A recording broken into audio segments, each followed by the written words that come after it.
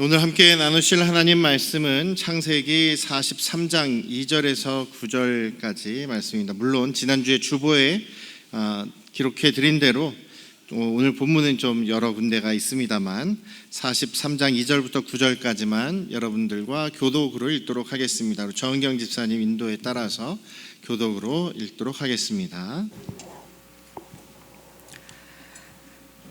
그들이 애굽에서 가져온 곡식을 다 먹음에 그 아버지가 그들에게 이르되 다시 가서 우리를 위하여 양식을 조금 사오라.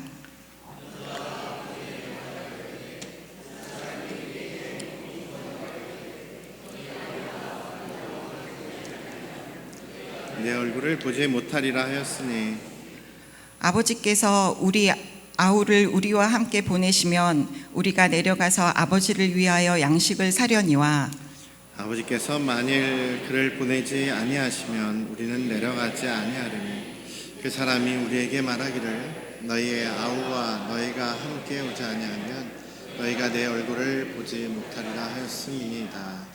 이스라엘이 이르되 너희가 어찌하여 너희에게 또 다른 아우가 있다고 그 사람에게 말하여 나를 괴롭게 하였느냐. 그들이 이르되 그 사람이 우리와 우리의 친족에 대하여 자세히 질문하여 이르기를 너희 아버지가 아직 살아계시느냐 너희에게 아우가 있느냐 하시기로 그 묻는 말에 따라 그에게 대답한 것이니 그가 너희의 아우를 데리고 내려오라 할 줄을 우리가 어찌 알았으리이까.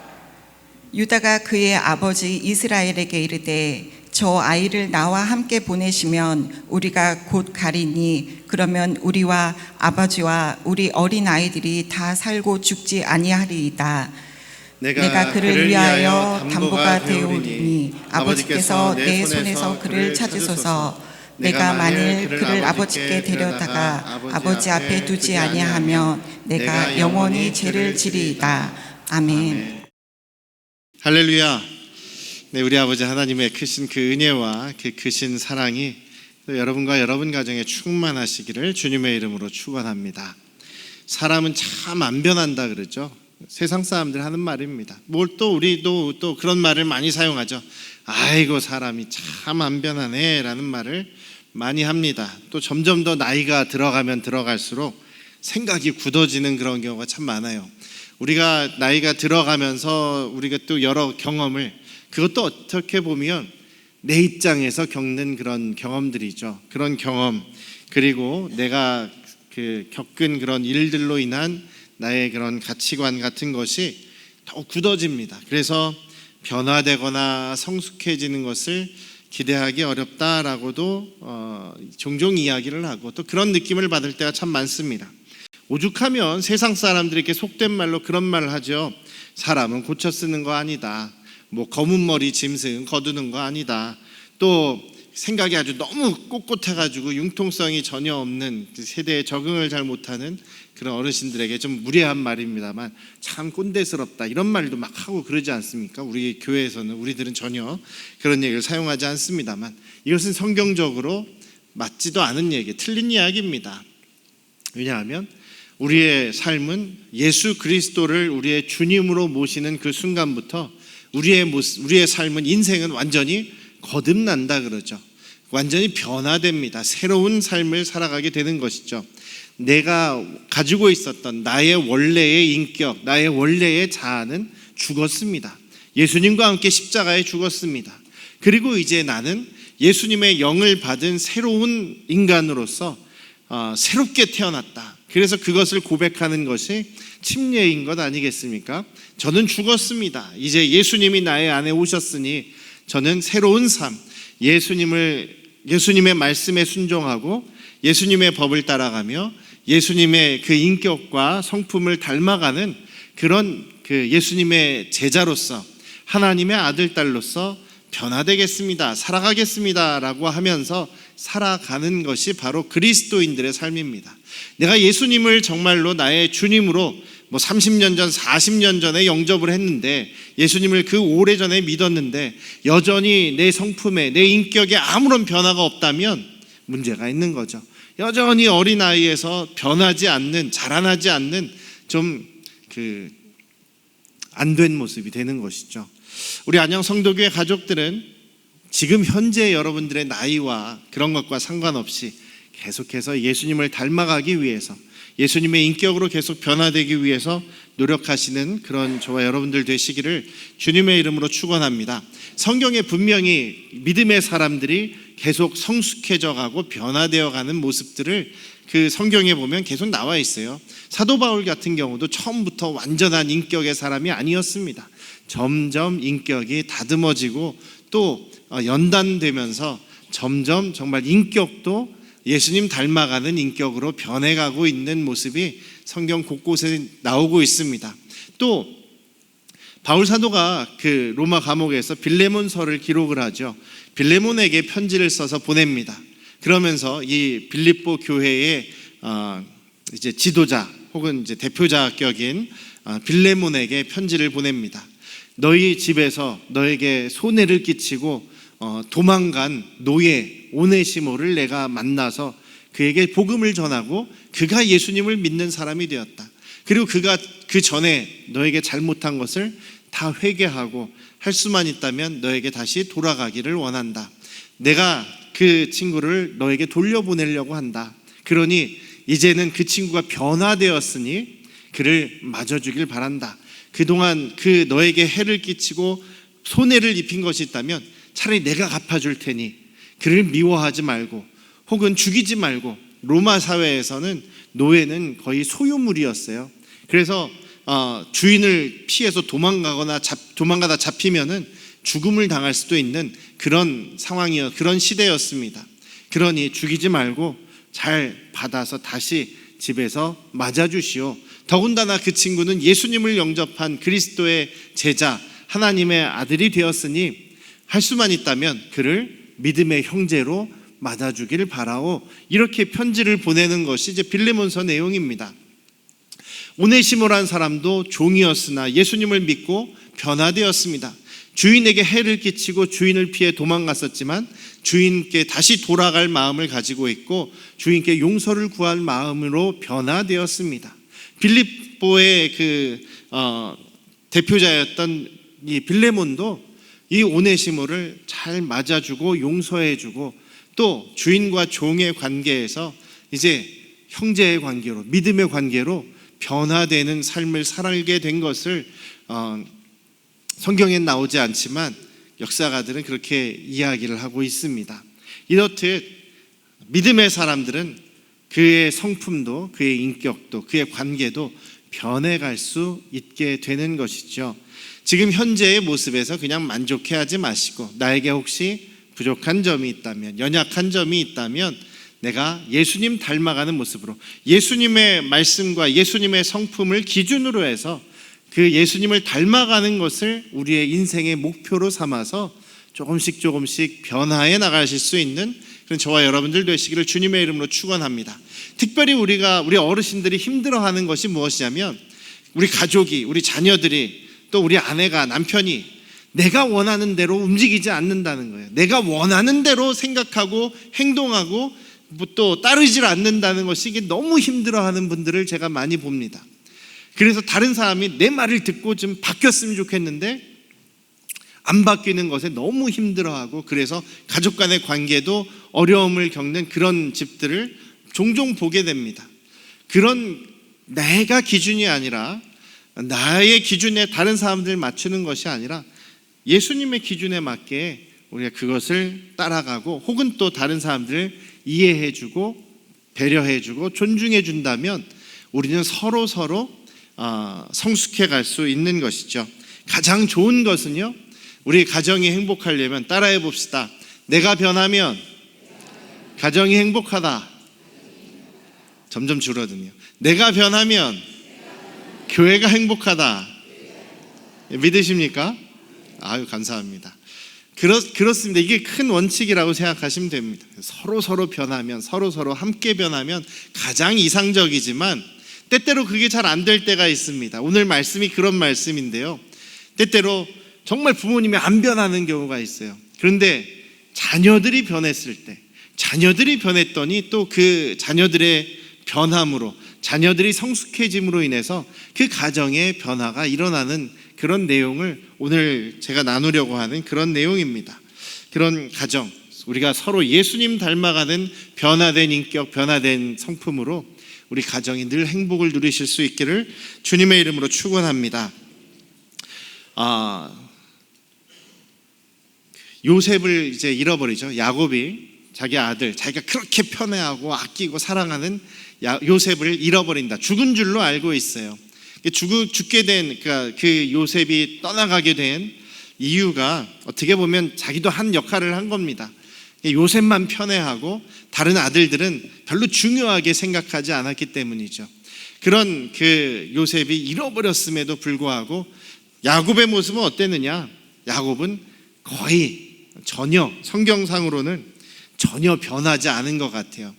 요셉이 죽었다라고 생각하고 난 다음에 너무나도 슬퍼합니다. 너무나도 죽을 것 같은 그런 고통 속에서 아이고, 이거 내가 죽어야 되는데, 내가 지금이라도 죽어서 그 음부에 가서 아들 요셉을 만나야 되는데 막 하면서 너무나 슬퍼합니다. 아들들이 막 위로하려고 해도 위로를 받지 않고 막 슬퍼하다가 그 슬픔이 끝난 다음에는 편애의 대상만 바꿉니다.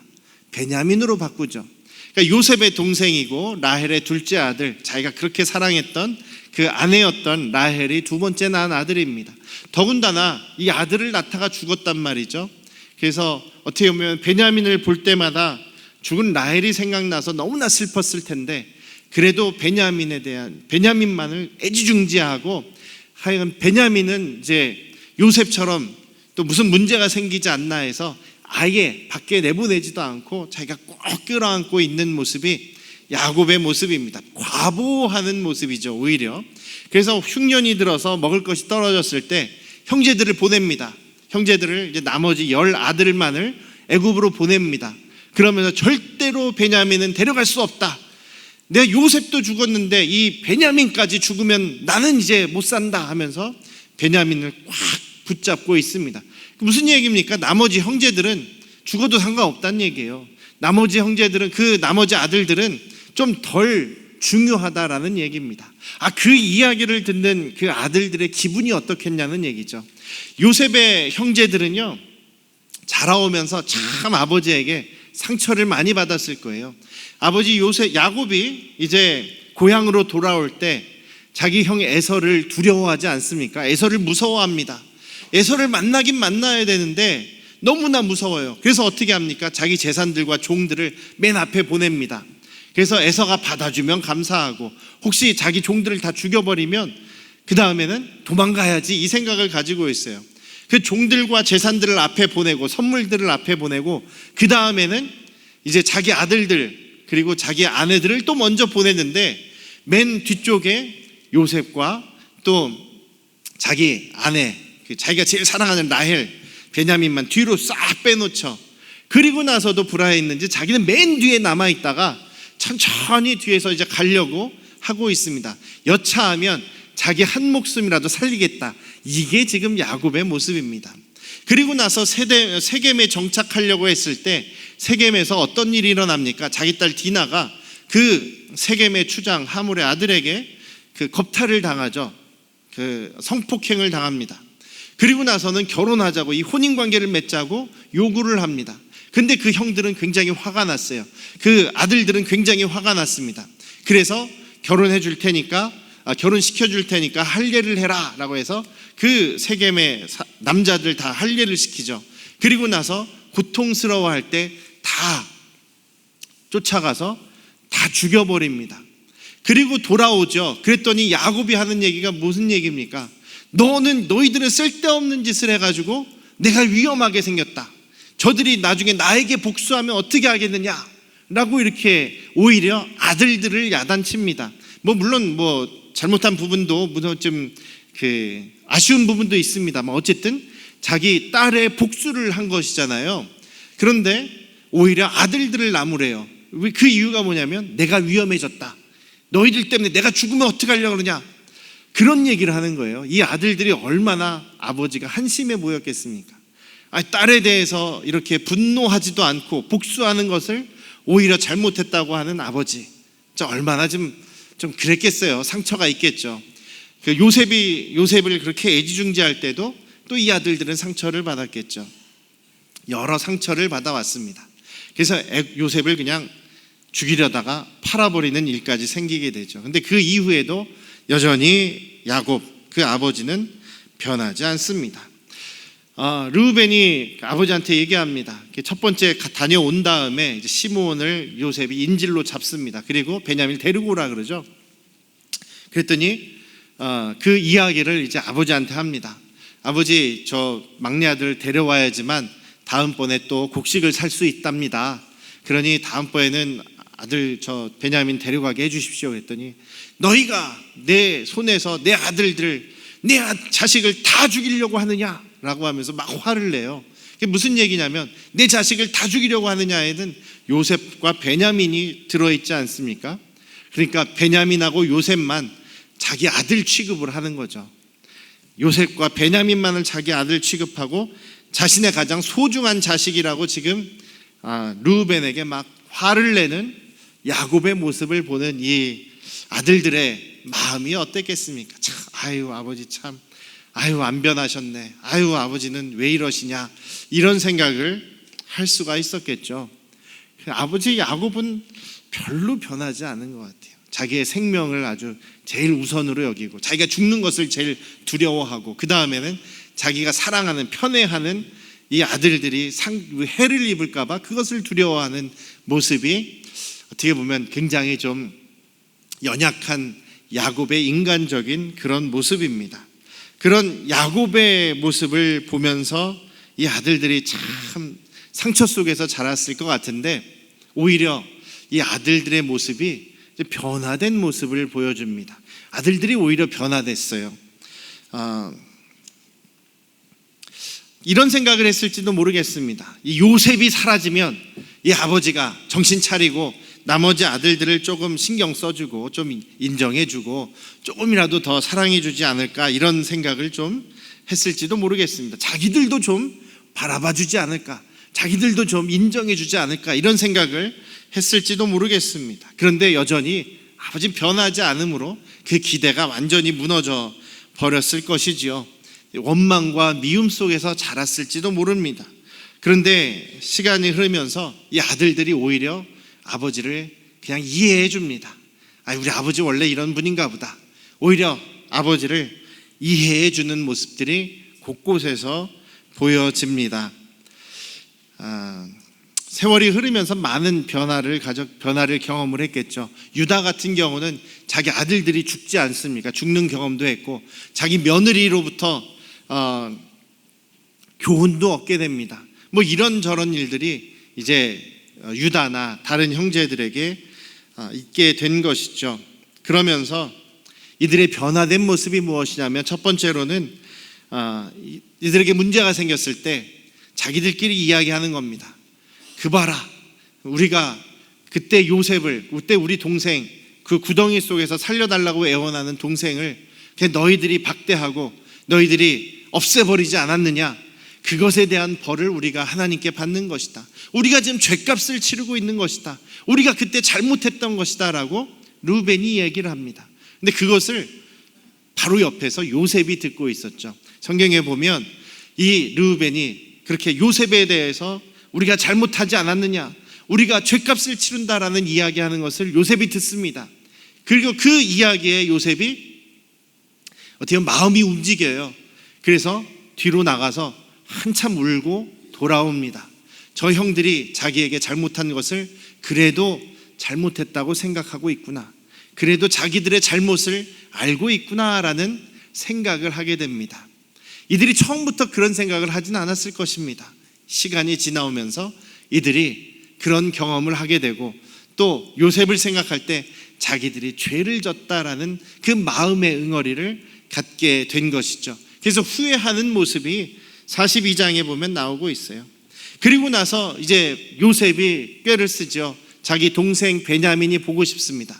그래서 베냐민이 행복해 보이지 않으면 차라리 내가 데리고 있겠다, 내가 보호하겠다라는 생각을 갖고 있었을 거예요. 요셉이 처음부터 이 형제들을 용서해야지라는 생각을 저는 안 했다고 생각을 해요. 그런 마음 없었다고 생각합니다. 그리고 처음부터 우리 가족을 전부 다 이 애굽으로, 이집트로 옮겨와서 여기서 보호해야겠다. 처음부터 이런 생각 없었어요. 요셉도 마음이 움직이고 변화되게 되었던 것이죠. 그 계기가 되는 게 첫 번째로는 형제들이 자신들의 잘못을 뉘우치는, 후회하는 그런 모습을 보았기 때문입니다. 두 번째로는 르우벤이나 유다나 아버지에게 이제 간곡하게 부탁을 하죠. 저희 베냐민을 데려가야 됩니다. 우리 이제 양식이 떨어지지 않았습니까? 우리가 먹을 것을 구하려면 베냐민을 데려가야 됩니다. 만약에 베냐민을 데려갈 수 있게만 해주시면, 만약에 우리가 베냐민을 데리고 다시 못 돌아오면 르우벤 같은 경우는 아버지 저의 두 아들을 죽여버리세요. 아들의 생명을 아버지께 맡길 테니 베냐민을 제가 못 데려오면 제가 책임질 테니 못 데려오면 죽여버리십시오. 유다도 똑같은 얘기를 합니다. 아버지 제가 베냐민을 안전하게 데리고 올 수 있도록 제가 책임을 지겠습니다. 제가 담보가 되겠습니다. 저를 죽이셔도 좋고 우리 아들들을 죽이셔도 좋습니다. 그러니 아버지 제가 꼭 베냐민을 데려오겠습니다. 옛날 같으면 아버지에게 막 화냈을 수도 있어요.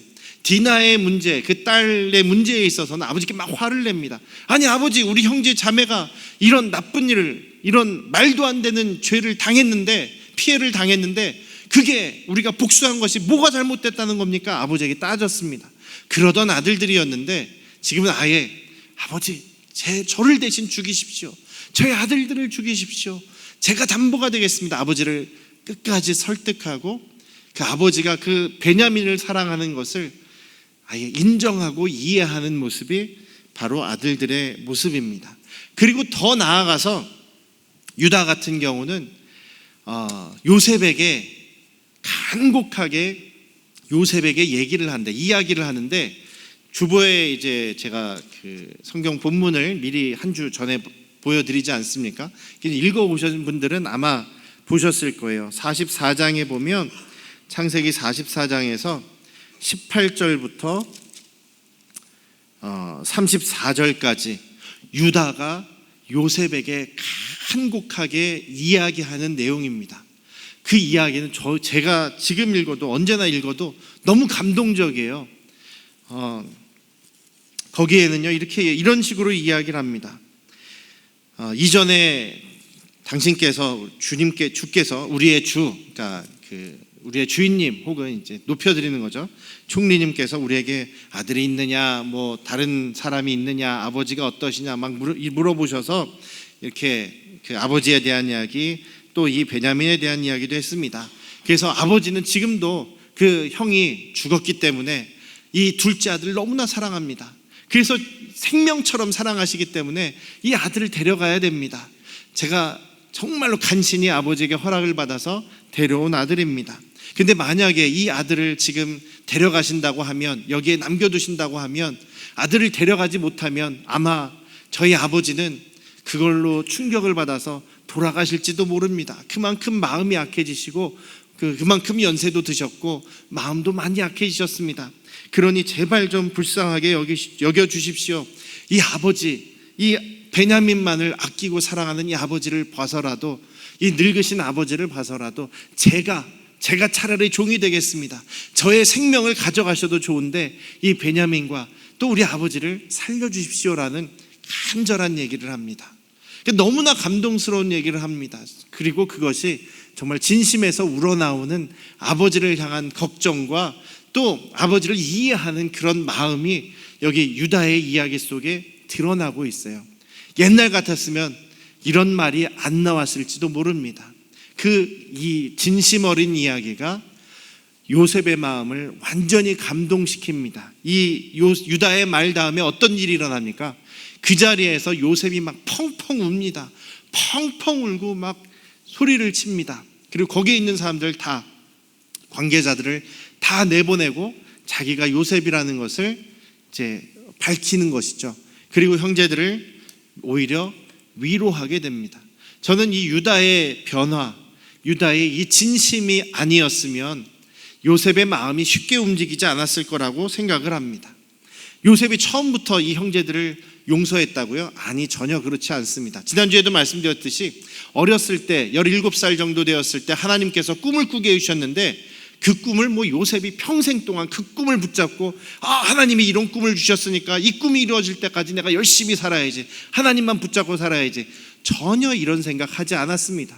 요셉은요, 하나님께서 함께 하셔서 자기가 지금 해나가는 일이 형통하게 잘 풀린다라는 것은 알고 있었습니다.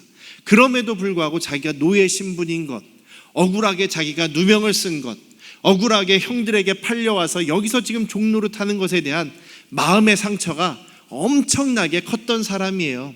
그래서 이 요셉이 애굽의 총리가 되고, 그리고 제사장의 딸과 결혼을 하게 되고 아들을 둘을 낳게 되면서 이제 조금씩 마음의 상처가 회복이 됩니다. 그래서 자기 아들 이름을 그렇게 이름을 진 거예요. 그 아들들의 뜻이 이제는 내가 과거가 좀 덜 생각난다, 이제는 내 상처가 조금 치유가 됐다, 이제는 내가 다시 일어나서 이제는 앞만 바라보고 앞으로 전진할 수 있겠다, 이런 뜻을 가진 이름들을 아들들에게 이름을 주어줬단 말이에요. 그러니까 요셉은 그렇게 상처 속에서 굉장히 잘 자랐지만 상처 속에서 살아왔습니다. 그리고 곡식을 얻기 위해서 온 형제들, 자기에게 절을 하는 그 아들들을 보았을 때, 자기 형들을 보았을 때 꿈이 생각나긴 했어요. 꿈이 생각났습니다. 자기에게 절을 하는 형제들이 하나님께서 이 꿈을 나에게 꾸게 하신 것이구나 라는 것을 보여주셨습니다. 그랬으면 하나님께서 저들을 다 용서하고 저들을 다 보호하라는 것을 그때 깨달았다면 그때 처음부터 자기의 정체를 밝혔겠죠. 그렇게 하지 않습니다. 두고두고 봅니다. 옆에서 지켜봅니다. 저들이 무슨 얘기를 하는지, 저들의 성격이 어떻게 변했는지, 저들의 삶에 뭔가 좀 변화가 있는지 계속 연구를 합니다. 그러면서 시험을 하죠. 시므온을 붙잡아다가 볼모로 잡아놓고 그 다음에 막내 동생을 데려오라고 시킵니다. 계속 시험을 합니다. 자루에다가, 그들의 곡식 푸대에다가 은잔을 숨겨놓고서는 다시 쫓아가가지고 잡아오고 괜히 누명도 씌우고 막 이런 일들을 지금 요셉이 합니다. 처음부터 용서할 생각은 전혀 없었어요. 그런데 유다의 말을 통해서 이 형들의 변화된 모습으로 인해서 요셉의 마음이 움직였고, 그들을 용서할 마음, 그들을 데려올 마음, 그들을 애굽에서 자기가 보호하고 돌봐주고자 하는 마음까지 생기게 되었다라고 저는 그렇게 봅니다. 형제들이 달라짐으로 인해서 요셉이 진심으로 이 형제들을 용서하게 되었습니다.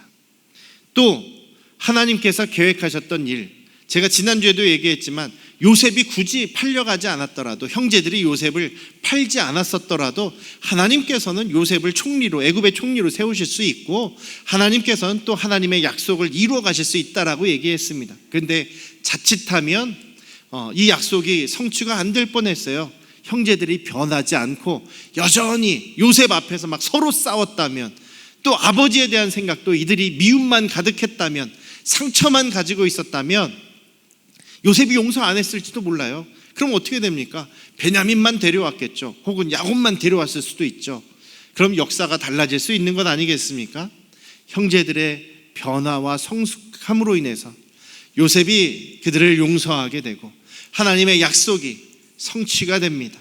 요셉을 통해서 가족들을 구원하게 되고 애굽으로 이주해서 애굽에서 큰 민족이 되게 되는 그 시점에 있어서 형제들의 성숙한 변화가 큰 역할을 했다고 저는 그렇게 믿습니다. 또 이 형제들이 변화됨으로 인해서, 성숙해짐으로 인해서 이 가족들이 행복해지죠. 가족들이 앞으로 남은 그 야곱의 삶이 이제 제가 참 편안해졌습니다 라고 고백할 정도로 모든 가족들이 그 애굽 땅에서 보호를 받으면서 평안과 행복을 누리게 되는 모습을 보게 됩니다. 아까 처음에도 따라했습니다. 한 번만 더 따라합시다. 내가 변하면 가족이 행복하다. 내가 변하면 교회가 변화된다. 네, 이 말씀을 우리가 생각하시면서 기준은 무엇이냐면 예수님이 기준이죠. 이들이 주님의 은혜를 받으면서 또 변화되어 갔듯이 성경에 기록된 인물들도 주님의 은혜를 경험하면서 그들이 예수님 닮은 사람들로 변해갔듯이 우리도 주님의 은혜를 사모하시면서 주님의 은혜에 따라 우리도 주님 닮아가며 변화되심으로 주님 안에서 우리가 이 땅에서도 하나님 나라에서도 장차 올 하나님 나라에서도 우리가 행복과 기쁨을 누리실 수 있기를 주님의 이름으로 축원합니다. 기도하시겠습니다. 아버지 하나님, 무엇보다 우리 요셉의 형제들이 성숙해지고 변화됨으로 인해서 그 가정이 구원을 얻고 또 하나님의 약속이 또 요셉을 통해서 성취되는 그런 과정들을 우리가 볼 수 있습니다. 그 가정에서 아버지 야곱은 별로 변화되지 않는 모습이었으나 여전히 비슷한 모습이었으나 자녀들이 아들들이 변화함으로써 그 가정이 행복한 가정 또 평안한 가정이 되는 것을 보게 됩니다. 우리 가정들도 그런 가정들이 되게 하여 주시옵소서. 예수 안에서 믿음 안에서 예수님의 성품으로 우리가 모두 변화되어서 주님 안에서 큰 은혜와 복을 행복을 누리는 그런 우리 안양 성도교회 모든 가족들 되게 하시옵소서. 성령께서 도와주시옵소서. 예수님의 이름으로 기도드렸사옵나이다. 아멘.